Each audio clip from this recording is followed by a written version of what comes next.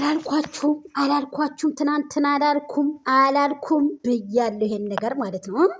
አያችሁ ብሩካ የሄደችው ይቺን ልጅ ጮልሳ ይዛ ልትሄድ ነው ብያችሁ ነበረ።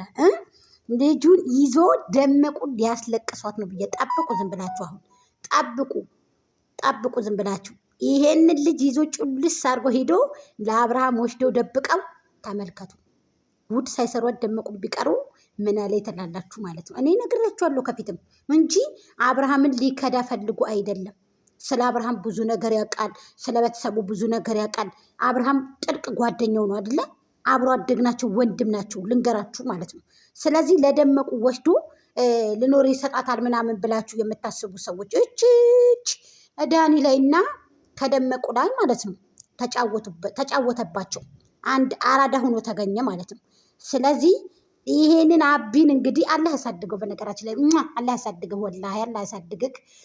ቤተሰቦችን ደግሞ ከመጥፎ ቤተሰብ ነው የተፈጠርከው። በተለይ ከደመቁ መወለድ የለብህም ነበረ። አላህ ያሳድግህ። ጅቦች ናቸው። ከጅብ ነው የተፈጠርከው ማለት ነው። ከጅብ ከእንደዚህ አይነት ቤተሰብ ባትፈጠር ደስ ይለኛል። የኔ አባት አላህ ያሳድግህ፣ አላህ ያሳድግህ፣ አላህ ያሳድግህ የኔ ጌታ፣ አላህ ያሳድግህ የኔ ውድ።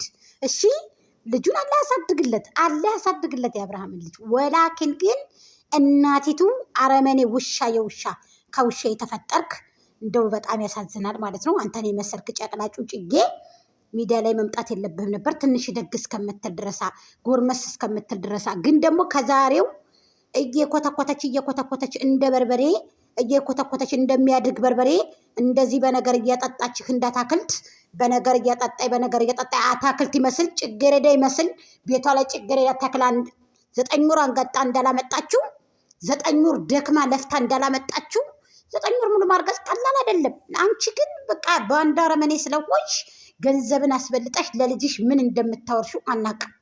ትክክል ነው የምነግርሽ። ስለዚህ አቤላ እንግዲህ አቤላ አልኩኝ አፏን ብሩኬ እንግዲህ የገባው ለዚህ ነው። እኔ ነግራችኋለሁ እንጂ አሳልፎ የአብርሃምን ኬዝ የአብርሃምን ነገር አሳልፎ ሊሰጥ አይደለም። ልጁን ይዘው ሄደን አሁ እኔ ብያችኋለሁ። ዘወር በሉ በቃ ከፊቷ ልጁን ይዛችሁ ከፊቷ ዘወር። ታልቅስ፣ ትንሽ የተወሰነ ታልቅስ፣ ትታረማለች። ምክንያቱም አሽካክቷታል። ትናንትና ቡዚን ልትመታት ከመሪ ጋር ሆነ ልትመታት። ባለጌ፣ የሰው ባለጌ ነውር ነው። አንቺ ስታከብሪ ነው የምትከበሪው። ሚዲያ ላይ ሶሻል ሚዲያ ላይ ራሱ ክብርሽን ጠብቀሽ ተመጣሽ። እንደው እውነቱን ልንገርሽ፣ ክብር ይበልጣል ከገንዘብ። ልንገርሽ፣ ሁሉ ሰው ነገደብሽ። ጉታጀራ ነገደብሽ፣ የአረብ ሀገር ሴት ነገደብሽ። የአረብ ሀገር ሴት ቢነግድብሽ በልተሽዋል፣ አንቅጨሽ በልተሽዋል፣ አምደሽ በልተሽዋል። ደመቁ አምደሽ ነው የበላሽው። አንቺ አበላልሽ ቅጥ የለውም። እኔ ግን ልጁ አሳዘነኝ። ይሄን የመሰለ ጩጬ፣ ይሄን የመሰለ መሻአላ አላህ ያሳድገው። ላኪን ግን ይዘሽ ሚዲያ ላይ ይዘሽ መንጣተሽ ውሻ ነሽ አንቺ፣ በጣም ውሻ ሴት። በሁለተኛ ደረጃ ደግሞ ነጋዴ ነሽ አንቺ። ልጅሽን ከጀርባ አድርገሽ ራስሽ ብትረክሺ ራስሽ ብትወርቄ ችግር የለውም። አይዶን ኬር። ልጅሽ ሲያድግ ምን ሲል ይመጣል።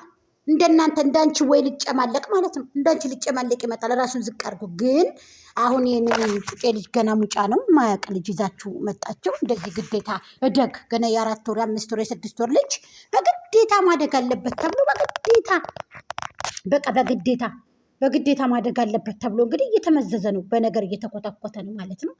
ማንኛውም ልጃችሁን አላህ ያሳድግላችሁ። ላኪን ግን ልጅ እያለ በዚህ ልክ ወርደሽ ተፈጥፈጠሽ ሌት ቃል እኔ ማንን እንደሚይዝልሽ ራሱ አላውቅም።